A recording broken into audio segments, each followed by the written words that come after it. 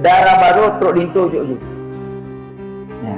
Maknanya paksa yang manteng maaf bikir bahasa kita, perawan bahasa Melayu.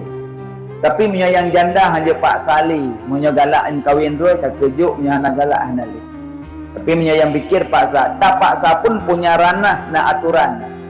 Kadang darah baru mu 22, lintu mu 67. Kai kun le dah dapat wah nomai long le lintu kabe maya nai. Nyambe na Pak Sali. Memang alur paksa na nekala lintu ile. Dek siksa ni lang kama. Betul je aku dah pun ayah je. Maka dia nak hak syed anak, nak hak pilihan. Cuma pilihan anak gadis sering-sering curhat pak ibu.